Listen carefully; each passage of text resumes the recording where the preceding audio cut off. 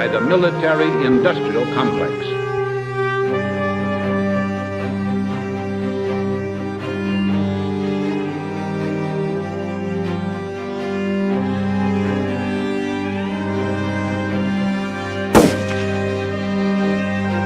I'm just a patsy. I have a dream.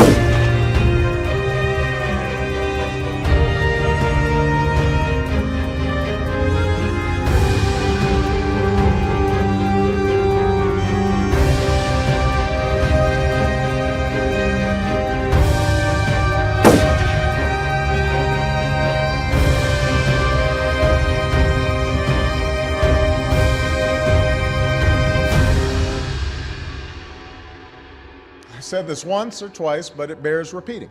If you like your current insurance, you will keep your current insurance. You think about the Army and the Navy and the missions they run to protect the world, they run on SAP. Well, you have done a really spectacular job. I guess pretty much everybody at this table is your customer, so that's not so bad. Exactly. I want to congratulate Thank you, Mr. President. Thank you.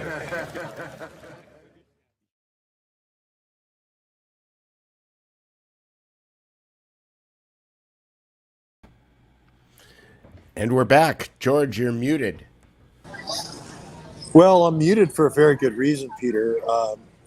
The world may know this better than I do, but the last episode of the Duke Report, the great Carrie producer was on, and she immediately buried all, we did a lot of great shows.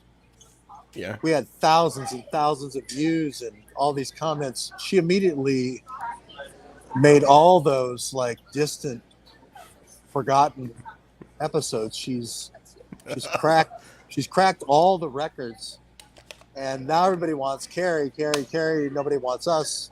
And now what do we do? Well, I don't know. Buy more coffee, I suppose. Yeah. More social justice coffee. We're gonna now be social justice warriors. Indeed. So, George, are you being discreet today? Do you have a zit? No, I don't have a zit. I'm trying to get away from. I used to be somewhat not horrifically ugly 5 years ago, but time. You mean when I shot your picture? Yeah, when you shot my picture, I was kind of maybe I still got a little, but it's gotten worse over time, and I'm writing more now. It's sort of the Quasimodo effect. Ah. And yeah, so who knew he was composing all those sonnets and symphonies up there in the Belfry? So don't judge everything book by its cover. Right. Go to my Substack now. And no one was looking to see, I can't wait to see George.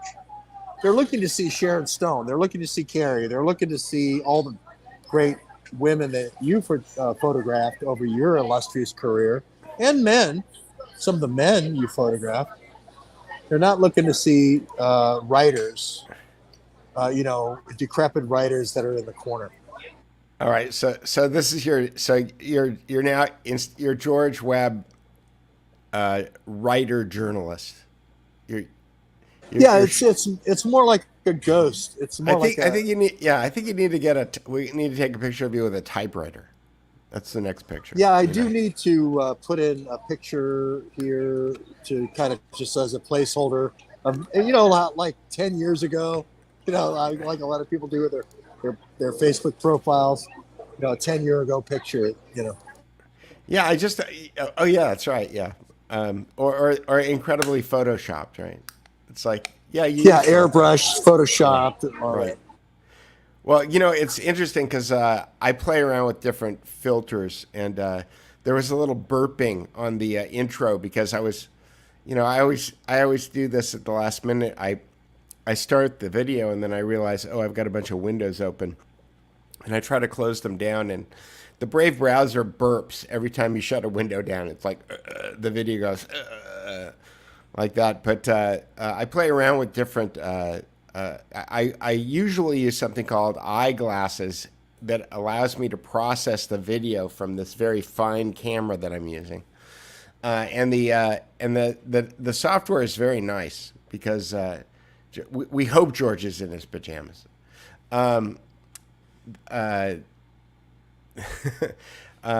Debbie wants to see you. So, oh, there he is. Oh, and he doesn't have his PJs on. Yeah. So anyway, where was I? So this eyeglasses program allows me to process the video, and sometimes I can look a little bit better, but it uses a huge amount of processor on my computer. So I decided that I was just going to go all natural without that program anymore. So you get what you see. So George, I made a graphic that referenced the Saipov truckers because I started to read your Substack and I saw that name Saipov pop up. And I used to make fun of you because I always used to call it it wasn't the 7 degrees of Kevin Bacon. It was always like the 2 degrees of Saipov truckers, that George Webb could tie anything to the Saipov truckers. So when I saw the name Saipov today, I thought that I would make that graphic. But apparently the Saipov is not the major focus of the story that you wrote today. You want to talk about the story you wrote today? Sure. I do want to come back to the Saipov truckers because it is such an interesting story. There's some stories that are just so interesting that you can't make them up. They're just incredibly compelling. But the story of the Trump raid is the juice right now. Everyone wants to know what's really the juice in the Trump raid. And the first wave that always hits is, there's a corrupt judge. There it is. And this is about Matt Pottinger and his close connection with Kissinger. And it's a corrupt judge, and he represented Larry Vasosky, the pilot for Epstein, and everything's all these liberal judges that were appointed by Obama. They're all corrupt. And that's where they want you to go. That's the red meat that they want you to bite at. Well, it supports that good guys, bad guys dialectic. Yeah, they're just waiting for you and all the right-wing outlets to go after this and say, oh, bad judge, bad judge. And I'm involved in a CNN lawsuit, so I don't like to run out around and say bad judge, bad judge. I'm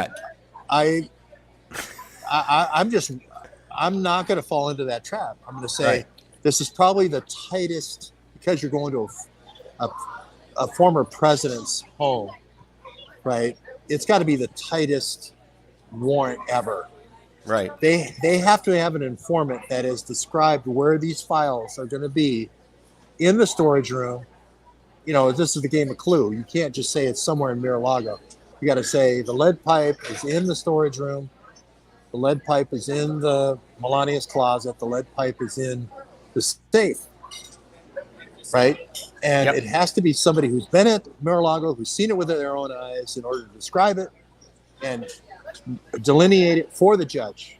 And so that means that you're given incredible metadata to figure out who is the FBI informant that helped craft the search warrant. Right. It has to be people that were at Mar-a-Lago doing national security level advice to Trump. And if you add to the fact that Peter Navarro, who was on the National Security Council, and his underling, Matt Pottinger, were there, and they created, this is the key, they created private email accounts, email accounts that could be discovered outside of what was the question, Peter? Who created private email accounts? Peter Navarro created a private email account which is independently discoverable, and the DOJ subpoenaed that. Supposedly he was arrested. Supposedly he was put in shackles at an airport. I think that's hair pulling. I don't really think Peter Navarro was put in shackles. You know, he was arrested to the ground and put in shackles. Don't think so. No shackling. But what it is these two guys are the ones who filled out the very, very tight search warrant.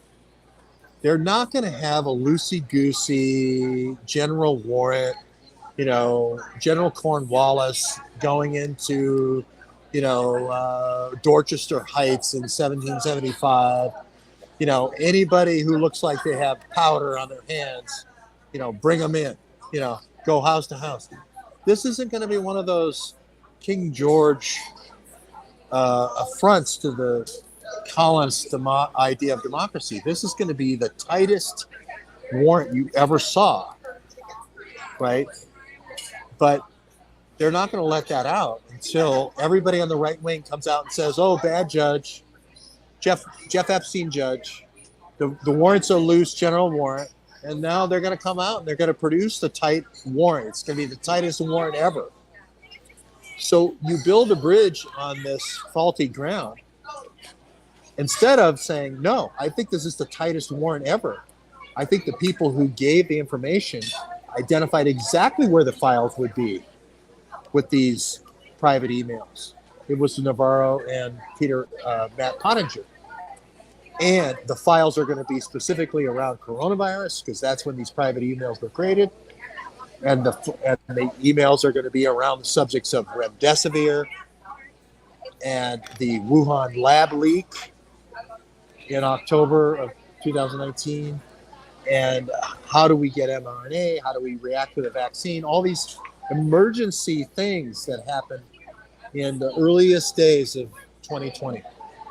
Yeah, well, I see that Matt Pottinger was on the national security team, and that makes me think that he was on the National Security Council, which is always suspect to me because I always thought, or I have thought for a long time, that the National Security Council is basically the Pentagon in the White House telling the president what to do, as opposed to the public perception that the president tells the National Security Council what to do.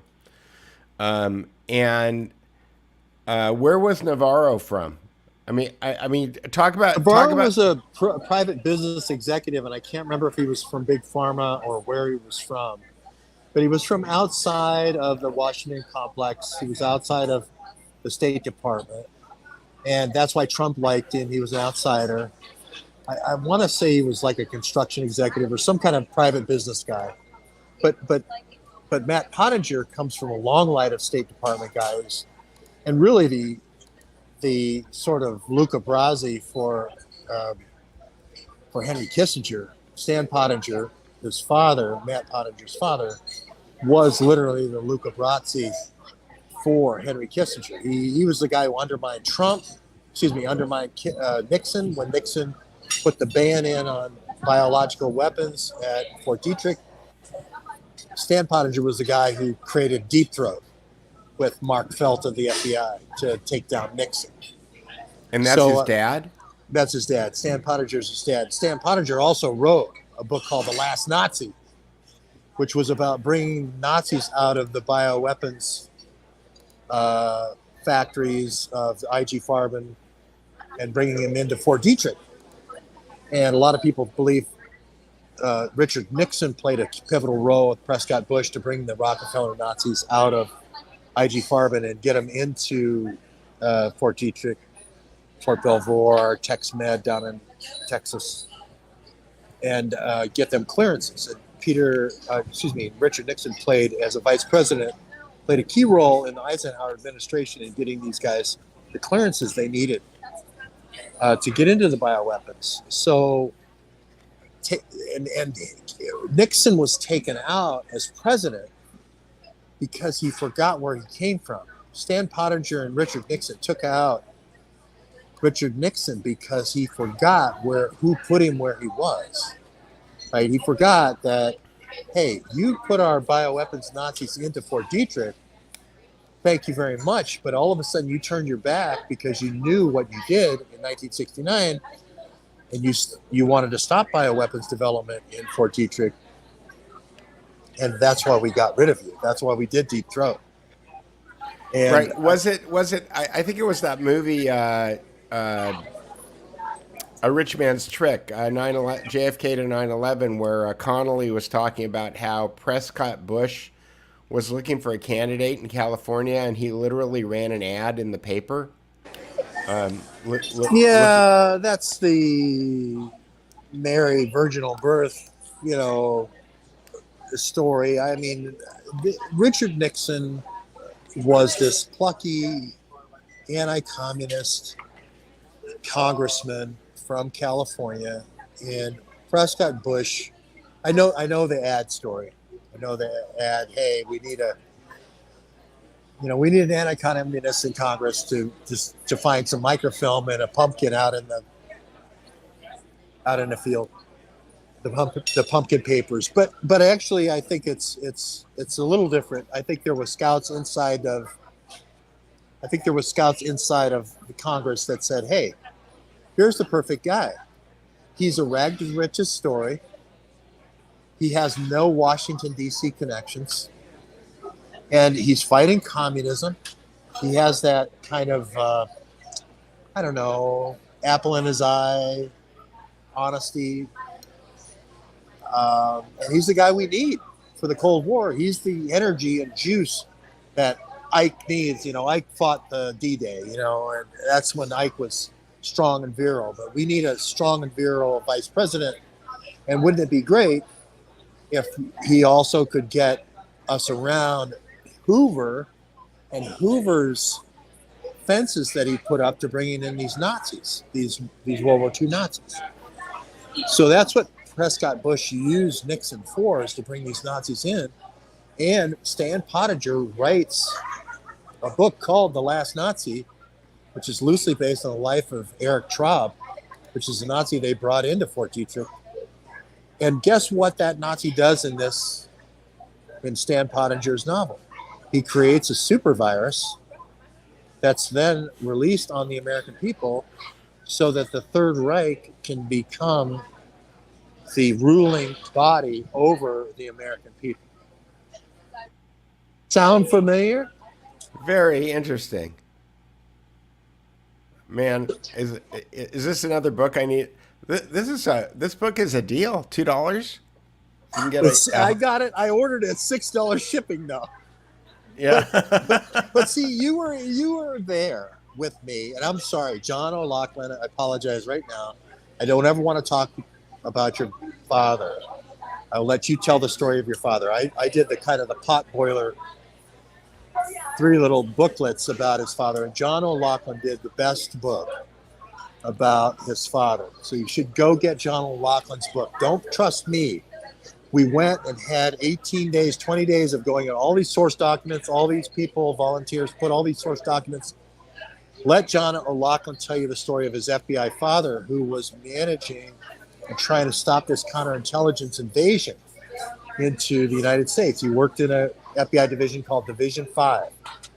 Okay? So he was trying to stop Nazis coming into Fort Detrick. And Hoover was saying, hey, I don't want you bringing in all of the Nazi Abwehr intelligence network with the CIA to fight me. Right? But when I saw Stan Pottinger's role in bringing all these Nazis in, and Nixon's role in bringing all these Nazis in, and trying to get around the hurdles that Hoover was putting in, I thought of John O'Loughlin. And John O'Loughlin was involved, not John O'Loughlin, John O'Loughlin's father, Tom O'Loughlin, was involved in the investigation into Ruby and Oswald for the Warren Commission for the Joint Chiefs of Staff. And how does that happen? You know, how does that happen? Well, there's this guy named Gulanowski. He was involved with this Polish intelligence guy named Gulanowski. And Gulanowski said Oswald was a CIA guy coming into Russia since 1959. That's why they suppressed Gulanowski. So I knew about Stan Pottinger and bringing in the Nazis and trying to get around the Nazi loophole, the Q loophole I called it. I wrote a book called The Q Loophole, trying to get around the ban on Nazis that Hoover had. so I was already like, oh, Stan Pottinger, he took down Nixon. So when I saw that Matt Pottinger was involved with these secret files at Trump Mar-a-Lago now, I said, well, that's true to form. The father, the apple doesn't fall far from yeah, the tree. Stan Pottinger, I mean, I did the McDuff case. Stan Pottinger tried to take out Nixon. Of course, Matt Pottinger would work with Kissinger, and they were both very close to Kissinger. And what you saw there was one of the things that you saw was LaRouche. LaRouche had accused Kissinger and Stan Pottinger of trying to kill him. And John works very close. Yeah. LaRouche had outed this whole network. LaRouche had said, hey. And Kissinger, he was rewarded for that, right? Go ahead. What's that? He was richly rewarded for that, right? Yeah, he outed Kissinger as the bore, and he outed Kissinger and said he was at Oberammergau. And then they put him in jail, right? Well, he was. Yeah, they put him in jail. Yes, they did. Yeah. And see, this is the thing with Harley Schlanger. Harley Schlanger does a lot of shows with John. John, I love you to death. And they talk about the British banker and City of London as an independent entity and an autonomous zone, and I get all that stuff. But LaRouche was really onto this network that his dad was doing, which was, hey, Kissinger went in there, and Oberammergau is a 26-year-old guy. He interviewed all these ex-Nazis. He worked with Alan Dulles to push at Dustbin, right? Yeah, Dustbin was the show trials for the Nazis. Dustbin was the camp that they kept everybody in. But I'm finishing this book now, The Tower of Basel, and all of the Reichsbank officers, they were at Dustbin too. Yeah, so. Reichsbank, I can't remember the top banker Pool at Reichsbank. But Reichsbank was the guys who did all the hyperinflation. Reichsbank was the people who did all the devaluation of the Deutschmark. And they go over that in the book. The bankers kept moving from bank to bank, but the banks would blow up and explode, and then the bankers would move over to the next bank, and it's almost like it was a program.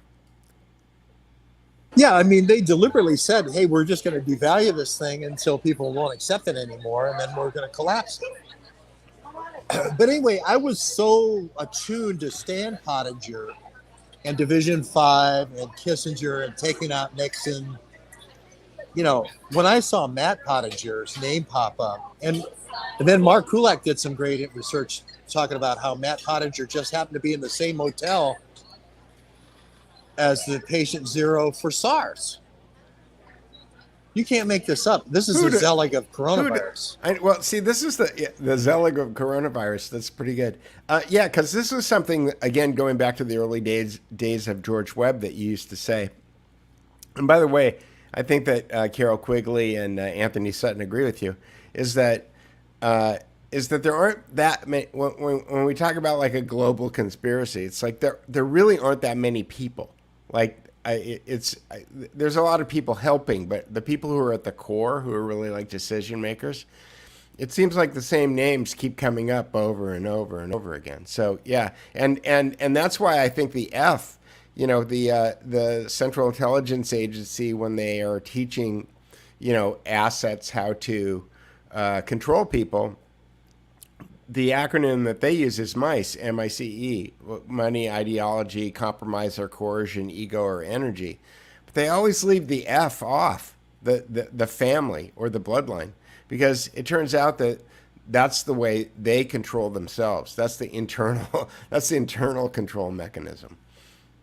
Yeah, the F here is, there's a very generational thing here going on with the Pottingers. And I'm not just talking about one connection to Stan Pottinger and took out Nixon, so George was. Do you think they golf with the Strux? I think Strux a composite name. I think Strux comes from a created infiltration into our national laboratories, but we can argue about that later.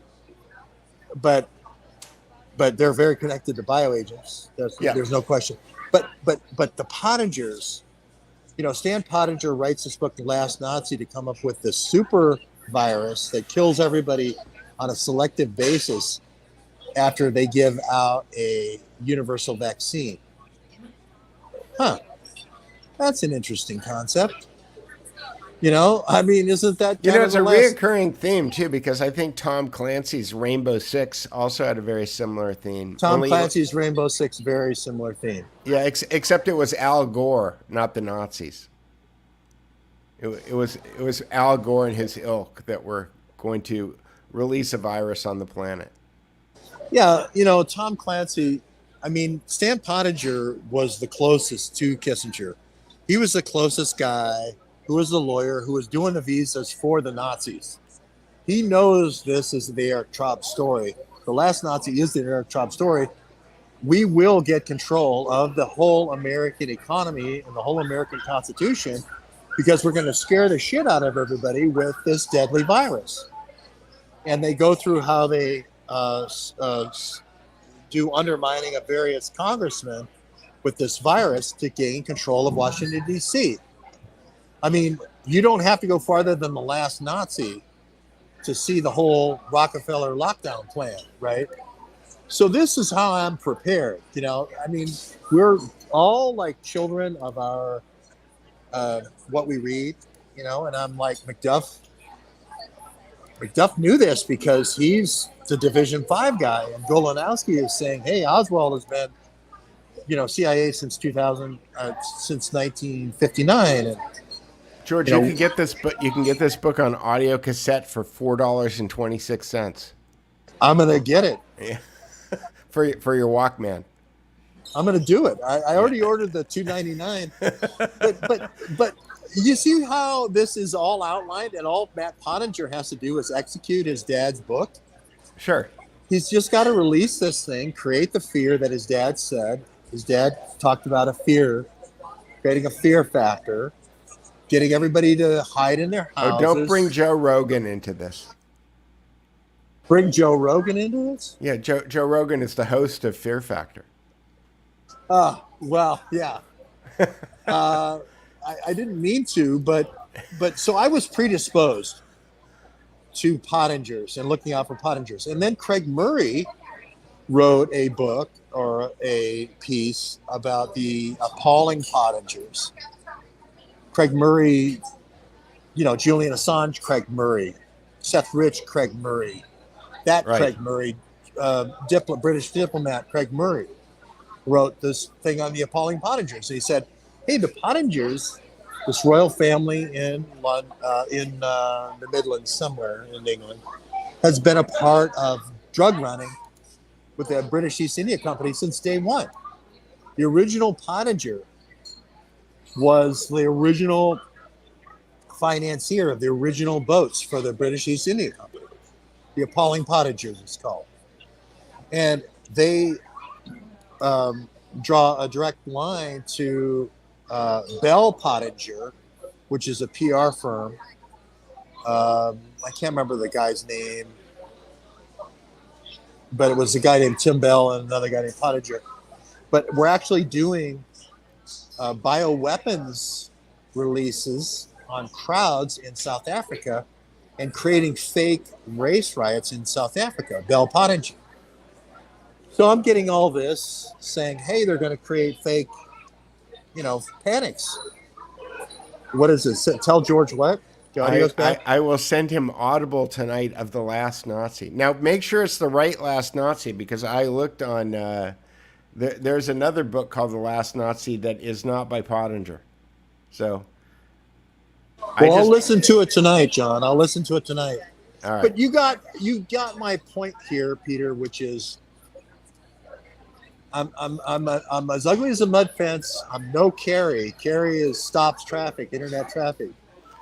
But I was predisposed to these Pottingers being appalling in the drug trade.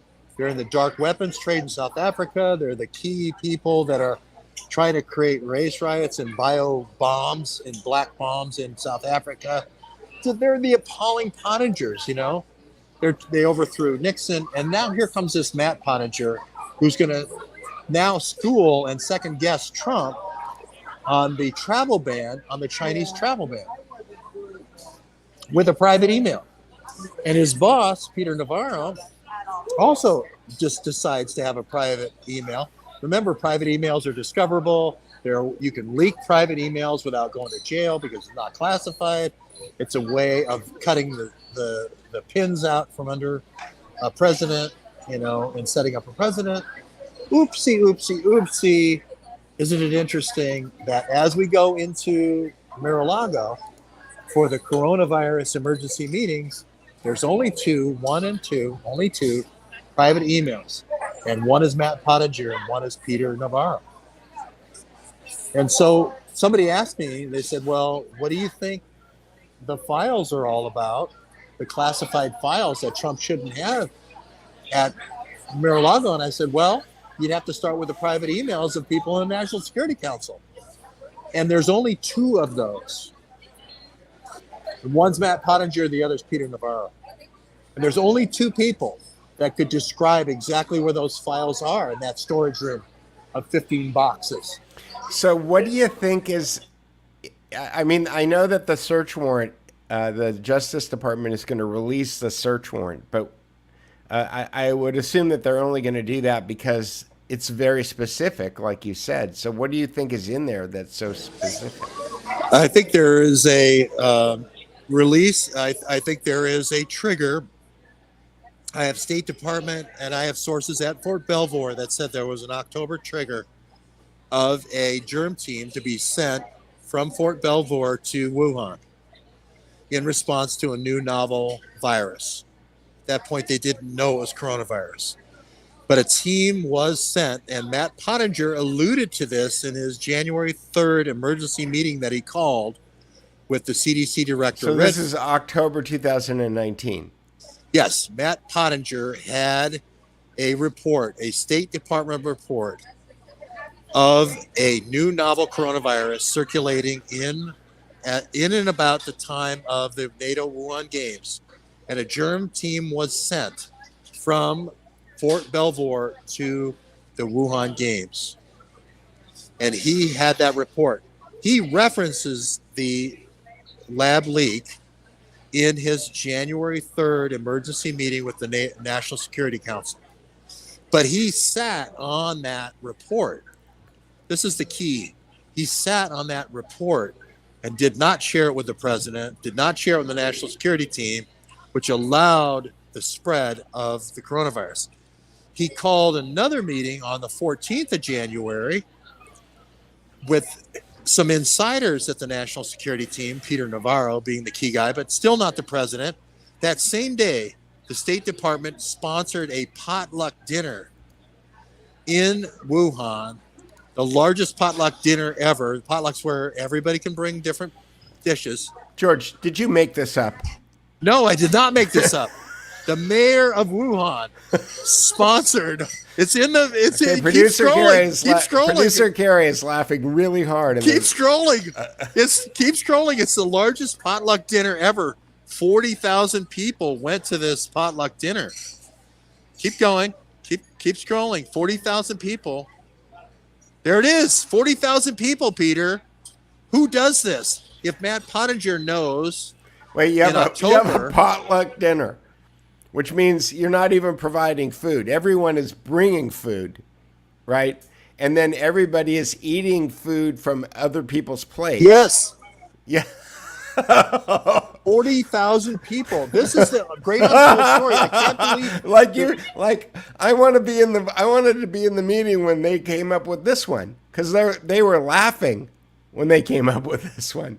This was paid for by the U.S. State Department in Hands Across China or Hands Across America. No, this was paid for by the American taxpayers.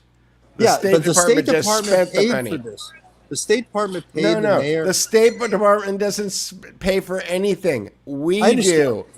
But I'm just saying Matt Pottinger had intimate knowledge of the breakout, the trigger for the new novel coronavirus in September to October of 2019.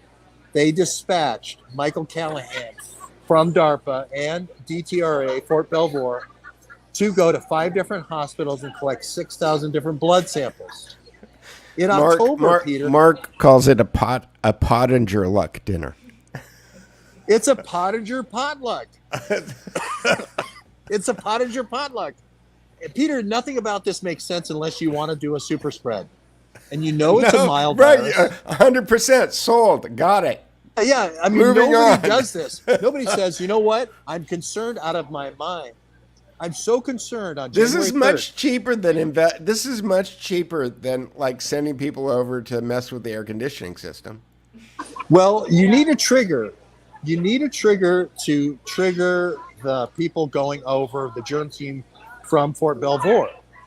Remember, I got four. And this is not Bill Gates' germ team. No. This is before he coined the term germ team. But there was a germ team. I have four sources at Fort Belvoir that says there was something like a germ team sent in September, October timeframe. Now, what I believe happened was some kind of lab leak, because Matt Pottinger references the lab leak who brought the vaccine in his January 3rd memo. Well, But, okay. Really? Yes. You'll go through the Substack. He references the lab leak on in his January 3rd memo. Oh, well, I believe that he references the lab leak because I always believe that that's the fallback excuse for a weapon deployment. But no, Peter, there really was a lab leak. I think it only infected 3 people. The case file on this only was 3 people who worked at the lab. It was in the changing room between the super, negative flow. You can't ever get infected with anything. To the changing room, which is the kind of like space between, three people were infected. And the report was drawn up by the U.S. State Department and sent back to Fort Belvoir. And it was a new novel thing. They sequenced it. It was a new novel thing. And so when there's a new novel thing, they send over a germ team, which goes to the hospitals and sees. Okay, so the question is, did they have a lab leak and then send the 3 people in the lab over to the potluck? No. This is way before the potluck. There's some kind of lab leak where in the space between room, the changing room, 3 people get sick. There was a write-up done by the George Gao of the CDC, Chinese CDC. They share that with the State Department in a trunk cable leak, official State Department cable.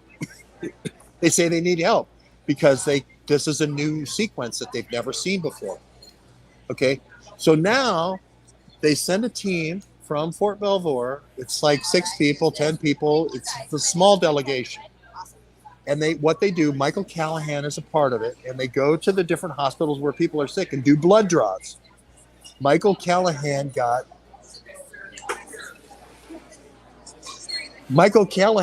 6,000 blood samples. 6,000 blood samples, and he brought them back to Harvard. And he brought them back to Massachusetts General Hospital. And when they did the sequencing, they recommended remdesivir. They did the sequencing and recommended remdesivir? They did the sequencing at Fort Belvoir, and they said this is new and novel. And so what they do is they say, oh, here's a sequence. Okay, the sequence here's the spike protein. Okay, here's the envelope protein. That's the outside. Okay, here's what the inside looks like. Here's non-specific protein 1, 2, 3, 4, 5, 6, 7, 8, 9, 10, 12, 13, something like that, whatever the innards were. So what they do with the vaccine is they say, we're going to throw away all the inside proteins that help make the virus spread. We just need to make the spike to compete with the virus for the vaccine. And Right, so they to create the antibodies. Yeah, to create kind of artificial antibodies. So that's how they do it. And that's what Michael... Can we bring this back to Mar-a-Lago?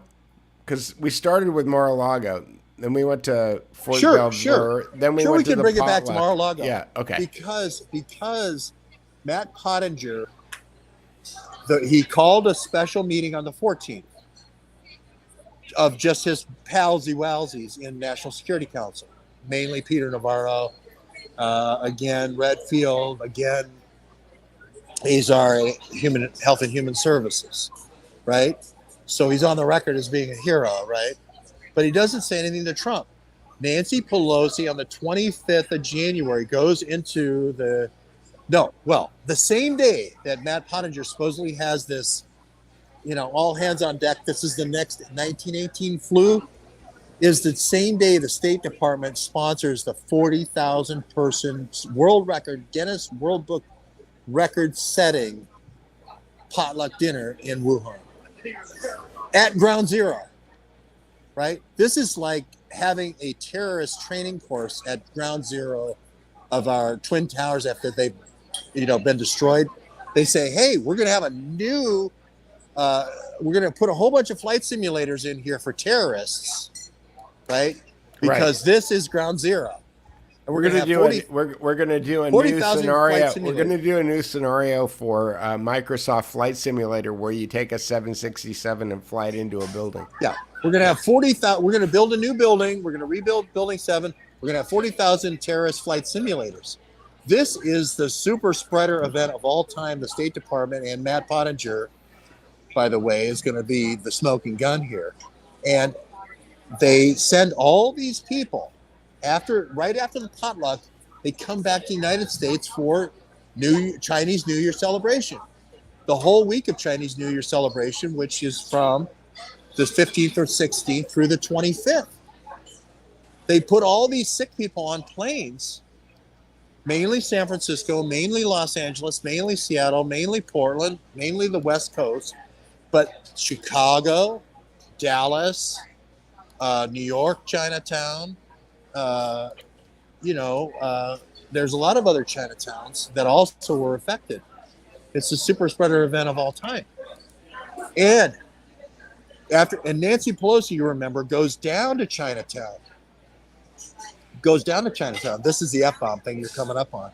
2 days later, after Nancy Pelosi says, come on down to Chinatown for the super spreader event, 2 days later, Matt Pottinger says to Trump, it's going to be like the 1918 flu. 2 days later, after he sponsors the super spreader potluck, and after Nancy Pelosi does her, come on down to Chinatown, 2 days, he's now saying it's going to be the 1918 flu to Trump, and Trump drops the holy F-bomb. They call it the holy F-bomb. Okay, so do you think that Trump was holding this as, blackmail? No, but I think they did all these discussions on private email because they thought Trump was going to say, shut down trade to China in the middle of an election year. He was going to say something like, I'm not going to shut down the economy that's roaring right now for your unproven conspiracy theory. Mm-hmm. And Trump did the exact opposite. Trump said, damn right, we're shutting it down. And on January 31st, Trump shuts down all travel to China, and it goes into effect on February the 2nd. And Matt Pottinger's like, oopsie, oopsie, oopsie. This didn't work out very well. Trump did exactly what I recommended. So what does Matt Pottinger do? He carves out a travel exemption for Chinese students to keep coming into the United States. Who does that? Somebody wants to keep the virus spreading. Somebody who wants to keep the virus spreading. He knows it's an attenuated virus. He knows it's a live exercise. He knows it's probably flu deaths that are going to get recategorized, but he needs to smear Trump, just like his father smeared Nixon. And once your dad smears one president, takes out one president with Kissinger, it's so much easier to do. And that's what happened. And those are the files that are at Mar-a-Lago. And those are the people who were really at Mar-a-Lago in the real emergency. There was no January 6th planning session with Navarro and Matt Pottinger at Mar-a-Lago. That's bullshit. Right. That's Adam Schiff Dreamland, Alice in Wonderland talk from Adam Schiff, and they know it. and they're trying to make it look like somehow this is related to January 6th. It's related to coronavirus. That's when the outside mails. Now, let me tell you 2 other things that are going to knock your socks off, Peter. Matt Pottinger, also, his brother, Paul, developed the early test for coronavirus, for the new novel coronavirus. You're making that up. No, I'm not. Jennifer Chu at the University of Washington, Matt Pottinger and her came up with the non-CDC early test. This would have been keep the people coming to America, right? At least let's have a test. Let's test them at the airport. Let's get tests to all the places where they're coming in, right? We can stop the disease at the airport. No, even though Paul Pottinger, and again, Matt Pottinger, all along the way during the crisis is sending email back and forth to Paul Pottinger, his brother, who's an expert in coronavirus testing, right? At the University of Washington, Seattle flu study. So that's discoverable, right? We know that's why he created a private email, because he didn't want Trump to be able to see those emails to Paul Pottinger. So we know he stifled and foot dragged the test that would have saved thousands of lives, right? So, George, I think that you have the scoop of the month here. But I'm not done yet. This is like the Bronco, the white Bronco. What was that guy, Ron Popeil? We're not done yet. Wait. We get the bamboo steamer. Yeah. You get. It's not just the Ginsu knife set. You get the bamboo steamer, right? And you get the bamboo steamer. You get it all. Yeah. All right. You're not going to believe this, Peter. His wife, Jen Pottinger, did the HIV test. Was the first person to do the HIV test with who? Deborah Birx, the scarf lady. The person who's named as the spokeswoman for the coronavirus breakout. And guess what? Who is the person who recommended to Trump that Deborah Birx, the protege of Deborah Birx, is his wife, Jen Pottinger, right? Right. Is Matt Pottinger. He was the one who recommended Deborah Birx be the spokeswoman. And I could go into Jen Pottinger's background in Vietnam and how she worked with Jeremy Farrar of the Wellcome Trust and the WHO and did a whole bunch of stuff in 2011 with a whole bunch of developing gain of function coronaviruses, but I won't do that because I don't want to make it worse than it already is. Okay, so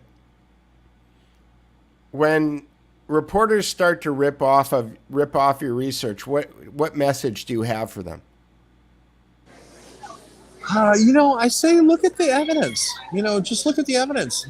You don't have to go on like father, like son.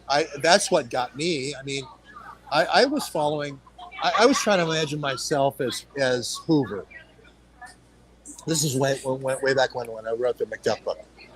And I'm like, okay, this guy Golanowski. You mean a guy dressing up like a woman at parties?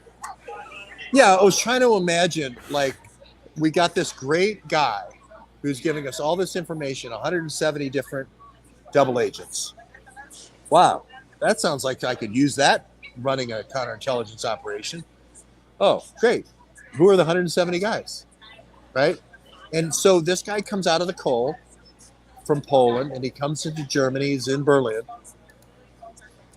and he sends this message, and he starts writing letters to Hoover. Well, the CIA intercepts it and sends it to Angleton instead for like 10 letters, and he's naming. Angleton is reading at that point. Angleton is reading all the mail anyway because Angleton had this letter opening thing. So even if it didn't get routed to Angleton, it went across Angleton's desk anyway. He was opening everybody's mail.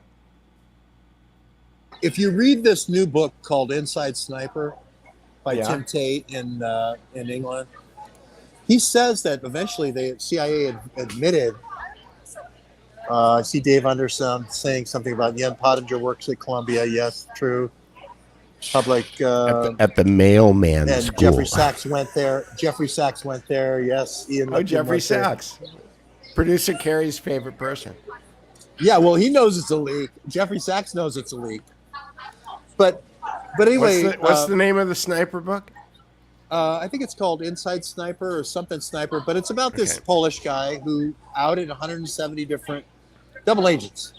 And he's writing all these letters to Hoover, and then the CIA is intercepting him. Well, finally, Angleton says, "Oh, by the way, we've been intercepting your mail." Okay, and there's really this Russian defector guy in Berlin that really wants to talk to you really, really bad. Okay, and I didn't read the original. I didn't read this new book. I've ordered it. This one? What does it say? Sniper, Inside the Hunt for the Killers Who Terrorized the Nation. It's Tim Tate, Tate. Okay, this is not it. All right. So anyway, Okay. I said, well, who did Hoover have? John O'Loughlin, I love you to death. Please forgive me for saying this, but Don't say it if it's going to cost you a friendship. Don't say it. no, it's not going to cost my friendship. I just who would Hoover have read this Russian mail on the Russian counterintelligence from Division 5? This guy ran it named Sullivan, and there's only like 8 agents in Division 5 in Washington, D.C.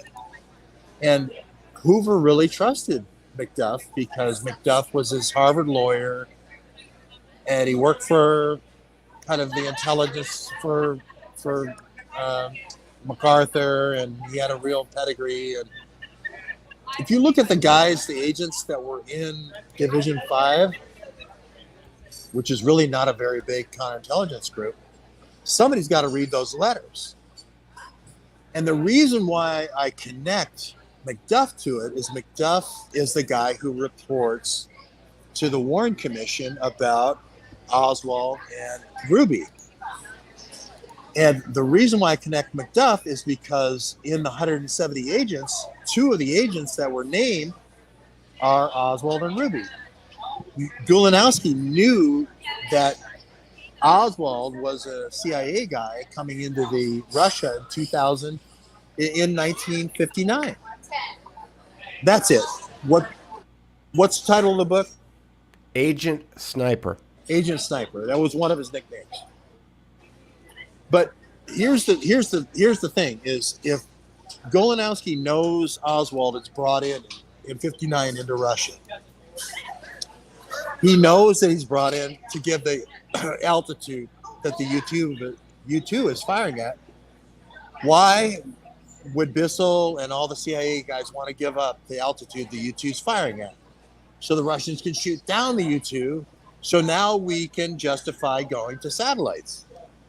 And Bissell wanted to go to satellites. He wanted to go to this keyhole satellite.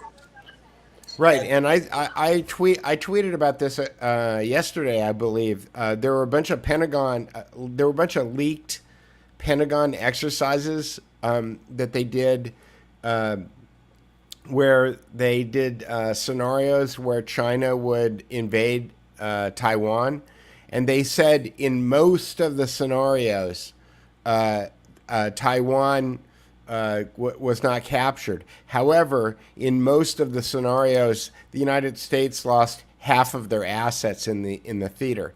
And I was thinking, yeah, well, that's what they want, because if you read Boyd by John Boyd, what he talks about in that book is that the Pentagon, since what's his name, the guy dropping bombs in World War II, Curtis LeMay. Ever since Curtis LeMay, they've been trying to get rid of pilots, right? They want autonomous aircraft. They want drones. They want missiles. They do not want to. They think pilots can't undergo. They have to stay awake for a long time. They have to undergo a bunch of physical stress, and they've got all these problems. So they've been trying to get rid of man-powered aircraft for a long time. And as soon as I read that report, I quote tweeted it, and I said, "Oh yeah, this is a great report if what you're trying to do is get rid of pilots." Yeah, I think there's a lot of satellites are the way of getting surveillance. They are the way of getting rid of pilots. But I guess what I wasn't really making a comment about pilots as much as the Pentagon is always trying to get rid of their old technology in order to bring in new technology, right? Yeah, and Bissell at that time wanted to get rid of the U-2 because he saw the U-2 as basically the old Howard Hughes spy plane that they stole with what's that guy's name? Anyway, it was the old stolen Howard Hughes spy plane, and they wanted to go to satellites. The New Frontier, and I'm sorry, I'm a little bad with here. I'll go off camera. But the U-2 was the stolen spy plane from Howard Hughes, and they wanted to go to their own Werner von Braun, our own Nazi scientist guys. I don't. You know, I read Skunk Works about Kelly Johnson, and it talks about how he figured out and came up with the U-2, and the U-2 didn't look anything like Howard Hughes' plane looked like a giant P-38, and the U-2 was an F-104 starfighter, and they cut off the little stubby wings, and they put giant wings on it, and then they extended the fuselage. That's what Kelly Johnson did in Burbank. Well, I'm not saying, one more. Yeah. I'm not saying that it was the exact same plane. I'm saying that Howard Hughes's handler, and I'm forgetting his name all of a sudden. It'll come to me. Keep talking. But his financial go-to right arm guy. Yeah, his CIA guy who ran. Yeah, Hughes. the CIA guy. Yeah, he undermined Howard Hughes so that Bissell could get that contract, because at that time it was still in question. Howard Hughes still had the inside track as far as the go-to guy for new experimental technology. And they needed to undermine Mayhew. Mayhew needed to undermine Howard Hughes and put Bissell in on the inside track. And the U-2 was the way to gain that supremacy with the Congress. But they always looked at the U-2 as kind of the stolen technology. And they wanted to get to their strength, which was rockets and outer space. And so we're in violent agreement. The von Karman line, which was 3,000, I can't remember what the BlackBerry said in terms of number of feet that I had. It was something like 360 was the last three digits, and 352, whatever the Karman line is in number of feet. If we can get into the Karman line, it's going to be ours.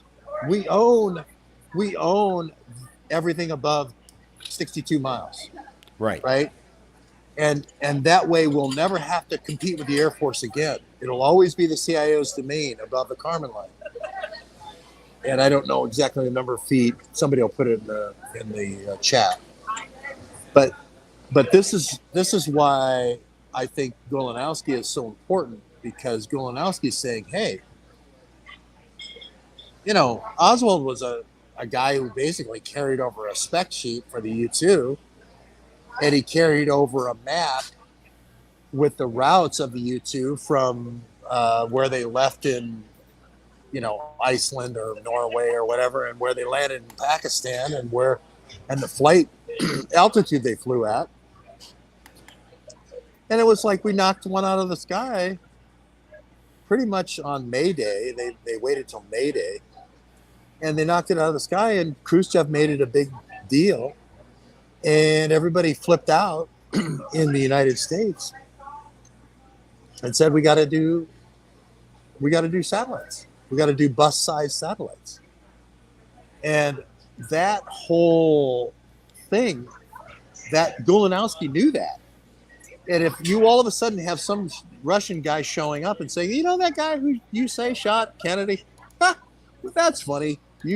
We knew him for about 4 years. He was the guy who gave us the routing of the U-2 and the height of the U-2 for us to shoot the U-2 out of the sky. And this is why I think McDuff and the Division 5 guys were on this in 59. Because they knew, and somebody had to meet Oswald at the World's Fair, okay? Or in New York. Oswald came back to the United States in 62, I think, in the summer, like June-ish, I think. and somebody met him at the wharf in New York. And John, when we were going through all the documents, John had produced this picture of his father at the World's Fair. Like with the Atlas, Rockefeller type Atlas. Sure. Thing. I think the World's Fair was earlier than that, but anyway, he wanted to market for some reason, and then we had gone through the documents and shown how he had gone to Camp Peary through this overseas agent training, and Gulanowski had wanted to meet somebody in Berlin. And we went through the documents and showed how Macduff had gone through this training in Camp Peary and how don't wear any clothes with American labels and speak in short phrases, German phrases. It was like this whole thing. And then he had also sent back these postcards from Germany. So we know Macduff went on some kind of mission for Hoover.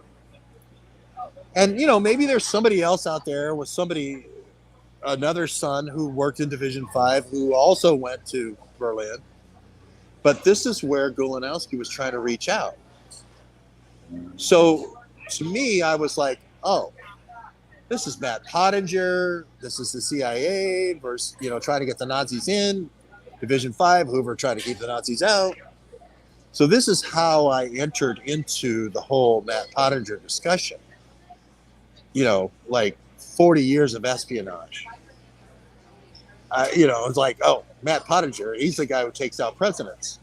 So when I find out Matt Pottinger all of a sudden creates a private email and Navarro all of a sudden creates a private email to talk about coronavirus that the last Nazi came up with, a lot of people think Traub modified the influenza virus to come up with coronaviruses, and it was a totally new species of viruses that appeared out of nowhere in 1963 from Fort Detrick. That, like, this is the perfection. The Pottinger family is kind of, whatever, when the son completes the dream of the father. It's sort of like the Roeblings, when the father, Roebling, starts the Brooklyn Bridge but dies before he can finish it. Right. And then the Augustus Roebling, and then the son finishes it. Or George Herbert Walker Bush invades Iraq but doesn't finish it. So his son has to go in and finish it. Well, he didn't want to take over the illegal uranium enrichment operations, so he stopped 100 miles short of Baghdad. But yeah, it's sort of like the apotheosis of the Pottingers. It's like the only thing we really never did was we really never did try to subjugate the American people with a virus and take it over with a small cabal of DARPA insiders. That's really what we haven't really done. We've written the script, but we really didn't execute it. Well, isn't that what happened? So what do you predict is going to happen now? I predict they're going to produce a very, very tight, incredibly tight warrant that says, in box 11, you will find memos from Matt Pottinger, National Security Council, and Peter Navarro. And they're classified, and the public can never know what was in them.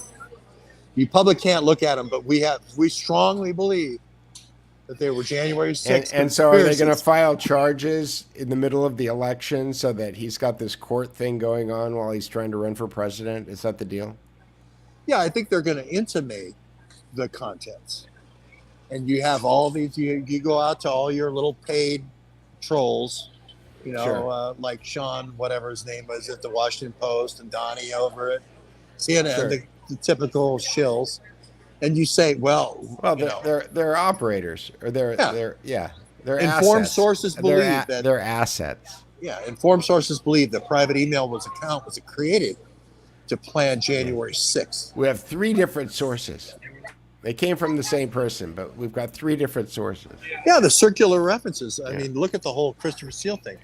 Right. And this is going to come out in the next 2 or 3 days. They're going to produce a tight warrant that's going to say it's box 11. And then 'Cause Matt- everybody's going to spend 6 or 8 weeks trying to guess what's in the box. But you have to. This is where I say you can't choose what. I'm so you want glad the I facts don't to watch be. the news. I'm so glad that I just talked to George Webb, and people can listen to my conversation, and I don't have to go turn the TV on after this, because I'm confident that if I walk to the bluffs tonight, because there's going to be a supermoon rising at 8 o'clock, and I'm going to see if I can take a good picture of it, that I will know what's going on, and I don't have to sit and watch, Tucker Carlson throw red meat to lemmings and, deal with all of the other nonsense on that, 16 by 9 rectangle that people spend too much time paying attention to. This is why Peter. This is why Peter. That people in California never leave their houses, or they never leave their 4-block area, because you walk 2 blocks. And there's the Pacific Ocean, and then you walk, around the neighborhood, and then you go back to your house, and if you want the best restaurant in the world, you walk down the street. You want the best haircut in the world with Bruce, what's his face, or George Clooney, you walk 10 steps. I have Hugh come to my house and cut my hair right here in my kitchen. My friend Hugh just comes over and cuts my hair. Yeah, you don't go anywhere because you don't need to go anywhere. It's all right there. Right. Right. Well, there's an old joke. I have a friend who lives in Beverly Hills, and she's having her she might be listening right now. She's been having her kitchen remodeled in her house in Beverly Hills for months, and she rented this house on the beach. And she said that her kitchen is almost done, but she's not sure she wants to move back to Beverly Hills. And I said, that's always the problem. If you move west of the 405, you never go back. Like, that's the rule. Yeah. Even if you're in Westwood or whatever, you're close.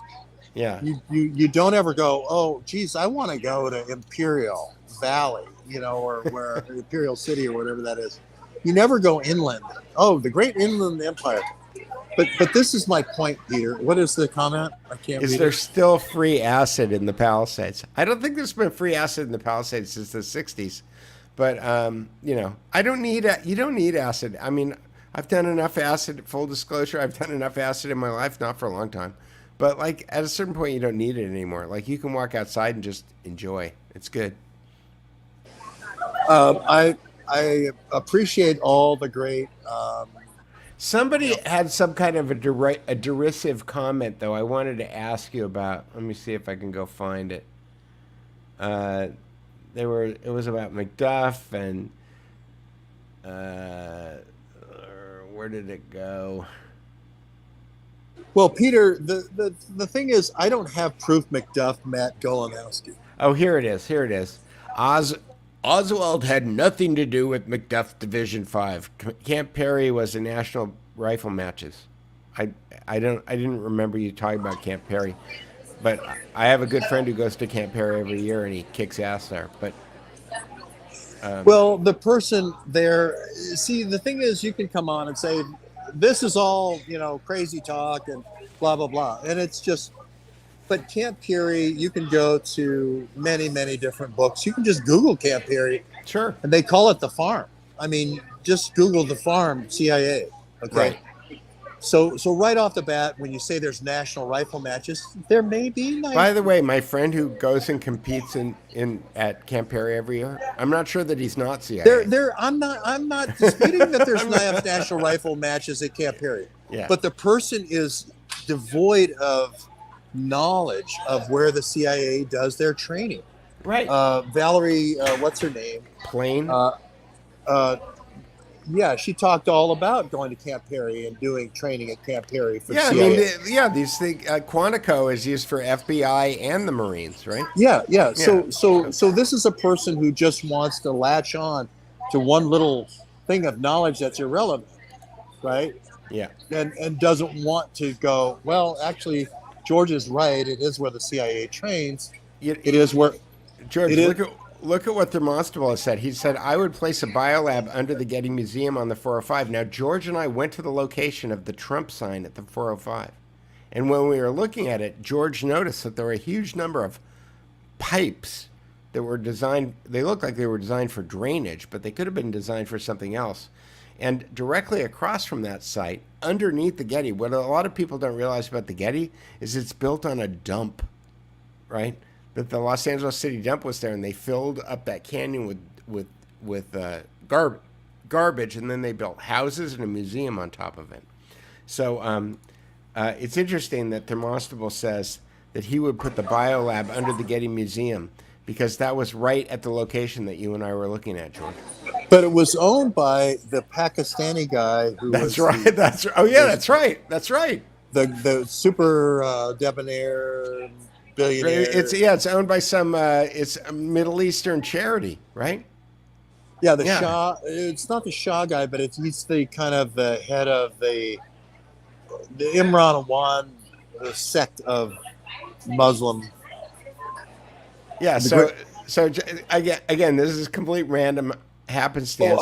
Khan, Ali Khan. Ali Khan, yeah. So my friend puts up the Trump 405 sign, and then George is looking at the location. Aga Khan, and George is looking at the location, and he realizes, oh, Aga Khan owns this, and then it's across the street from the Getty. So Thermostable, maybe you're right. Well, and then we find out there's this huge pipeline that Arco or somebody has out 20 miles out into the huge oil. There's a huge oil pipeline going out there. I can't remember, Peter. You told me the oil. Well, what I told you is that Occidental Petroleum, which is that Armand Hammer, who's a big Soviet fanboy, the first horizontal drilling, I believe, this is what I was told. The first horizontal drilling platform ever was at the bottom of the bluffs immediately in front of my house. It was there for years because there's like 500 million barrels of oil in Santa Monica Bay. And after the Santa Barbara oil slick happened, then the people in Los Angeles passed a law. They got the state of California to pass Proposition O that banned all oil drilling in the Santa Monica Bay. And so what Armand Hammer and Occidental Petroleum was trying to prove was that you could get the oil without putting up an oil platform. You could drill down and then out. And the Pacific Palisades at the time was where Ronald Reagan was living. Is, like I said, that a lot of people call it the Tony Pacific Palisades, right? Because there's a lot of rich people who live here. And the thing is about the Pacific Palisades is if you look it up and you look online, you'll see lots of pictures of houses with a view of the ocean and half a tennis court. Because the Pacific Palisades, all of the best real estate in the Pacific Palisades is sliding into the ocean, right? So people build these giant immaculate mansions and they build a tennis court and then their tennis court falls onto the Pacific Coast Highway. So do you remember, Peter? Yeah. And the other thing about that comment, which is these people come in just like mudslinging, that we did have the document from the Warren Commission that McDuff did the investigation in Oswald, and he did the investigation for the Joint Chiefs of Staff of Ruby. We know Ruby was a gun runner from Cuba. He was looking into the Perm Index organization, bringing these Nazis into New Orleans and bringing them into Dallas. So, which would have been a Division 5 thing.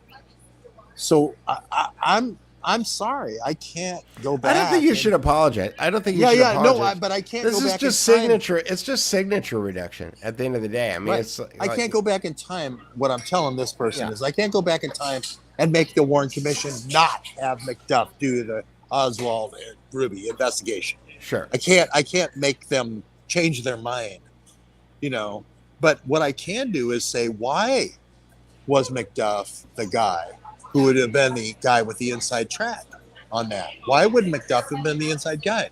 And to me, McDuff cracks the case. The only time the Espionage Act has ever been invoked, McDuff cracks the case with Gulanowski in Warsaw with the Scarbeck case. So he would have, to me, it's like he had contact. Angleton at some point had to come up and, cough up the emails, cough up the letters. The letters, right. Yeah. And then you know, Hoover's not going to sit back and go, "Oh, I'm going to believe everything Angleton says." He's going to go, "Hell no, dude! You're getting on a plane. You're going to Berlin. You're going to go in." And sorry, I don't know, as a refrigerator repairman, but you're going in, dude, and you're going to interview this mofo, and you're going to get those names. You're going to come back out, and you're going to bring them out. And that's what I think happened. And John's got all the coins, the money, the cards, the training manual of him going, like maybe there's somebody else that went. But we got an orgy of evidence that McDuff was the guy who got sent. So that's all I was trying to say is that buy John's book. Don't take my word for it. Buy John's book. Exactly. Buy John's book, then ask John about it and stop. Ask John about it. Yeah, stop bagging on us. Go to that channel. Anyway.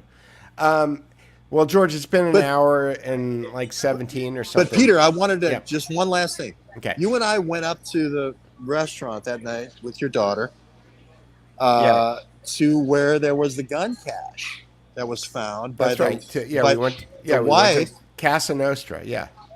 The wife, the second wife of Aga Khan. No, the second wife of Getty. Getty's second wife. John Paul Getty's second wife, her house got raided, and there was like this.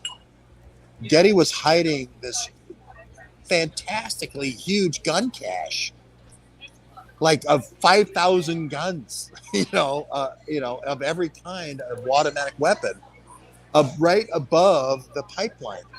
So, like, if the pipeline was ever discovered and like 6 cops were down there, they had this ability to, from the top of the hill up by the museum, where they could call like 500 like mercenaries, and they could go down the mountain and block off the pipeline where they were draining all the basin where they were draining. It's go ahead. Yeah, just so that people understand. George and I were having dinner one night at a restaurant called Casa Nostra, which is closed right now because they had a fire. There's another one on Sunset Boulevard, but it's up in the Highlands, in the Palisades. And near my ex-wife's condo, a condo that I used to own, there was really like a few hundred yards away, there was a guy who lived there who told his girlfriend that he was dying, and he told his girlfriend that if he died, not to call anyone because the CIA would come pick up his body. And his body sat in an SUV for days, rotting. And then when somebody finally found the body and the police showed up, they went into his condo. There were so many guns in this condo that you couldn't walk. Like, they had taken the appliances out of the refrigerator, out of the kitchen. There was no refrigerator. There was no stove. They used to have to go borrow the next door neighbor's washing machine to do their laundry. And this is like a pile of guns that they pulled out of the condo after they cleaned this place out. They did a background check on the guy. They found out that the guy owned 6 other houses in Los Angeles. Every one of them was filled with guns like this. He also had multiple cars like parked in the garages, and the trunks of the cars were stuffed with cash, like millions of dollars in cash and weapons. And you're muted, George. Sorry, this was for paying a mercenary army if any cops ever got to the illegal pipeline. They were crooked drilling into that mountain and into that huge well, right? I don't know if it was accidental or who got the right away, but I'm telling you, you're dealing with J. Paul Getty. He had these beautiful model wives that he would never even pay any attention to. Why? Because he got up in the morning when he ate his first croissant and had his first coffee. What did he think about? He thought about oil. He thought about oil all day long. What did he have? 18 divorces? All of them were supermodels. He wouldn't pay any attention to them. Why? Because he thought about oil all day long. He was a crooked driller. If any of the local cops would have ever discovered the illegal drilling, he had a mercenary force that could come down that mountain in seconds and cordon it off and say, we're all private, whatever. So this is just so people know, this is the wealthiest. This is west of the 405, there's Brentwood and Pacific Palisades are where all of the wealthy people live. And the wealthy people who want to be closer to the ocean, they live in the Palisades. Actually, there's an old cliche that says if you're rich, you live in Beverly Hills. If you're famous, you live in Malibu. And if you're lucky, you live in the Palisades. So this isn't the Pacific Palisades. This guy had 5 other houses that had as many guns and money in them. And he claimed that he worked for the CIA to his living girlfriend. So We had dinner, literally steps. yes, like within like 20 steps of where this guy was, like 300 feet. Yeah. And the police were afraid to go look at the car, because they knew that it was CIA all the way. And I'm just saying here, we have to look at the metadata. When Stanley Pottinger tries to overthrow Nixon, we have to look at the metadata. When Matt Pottinger tries to overthrow Trump, we have to look at the metadata. We can't bring in Jeffrey Epstein. Jeffrey Epstein's dead. We have to look at the metadata. We have to look at who created the private accounts, who was at Mar-a-Lago, who was in the National Security Council was at Mar-a-Lago. Those are going to be the people who have the information to do a warrant, to say exactly where the juice is. That's the answer. Pottinger and Navarro. And I'll leave it there. All right, well, leave it there. But before you leave it there, I had to fix my screen here. But point down, and okay. So George Webb on this broadcast tonight has given you more news and has given you more information than all of the television networks that are on TV put together. Okay. He's told you what's going to happen in the news cycle in the next couple of weeks, okay? So you can go outside with your camera and shoot pictures of the supermoon when it rises at 8 o'clock in the Pacific. I don't know what time it's going to rise where you are, okay? But there's a supermoon tonight, and you can go do that instead of watching brainless television. Don't watch Fox News. Don't watch any of it. Listen to George Webb and take care of us by clicking on those links. Actually, there's no links to click on. Just type those little things in. You can go to the Duke Report and click Buy Me a Coffee. You can go to paypal.me/George Swigert or Venmo.com/George Webb. And then George will keep bringing you this news. So, George, you did a fantastic job tonight. Like I said, I think you kicked the ass out of every major network in the world tonight. Yeah, and my only wish is I could be wearing a T-shirt rather than, something from Napa Auto Parts. I wish I have to wear because I don't have any contributions. Well, George, if you ever stayed in one place for more than 5 minutes, I'd send you a shirt. No, I'm wearing a Napa Auto Parts shirt about heroes because I don't have enough money to buy a Duke Report T-shirt. All right, Peter somebody Duke. buy George a shirt. Yeah, or at least somebody buy Peter George a wardrobe. At least, there's nothing like it. Thank you very much. It was great, Peter. Thank you.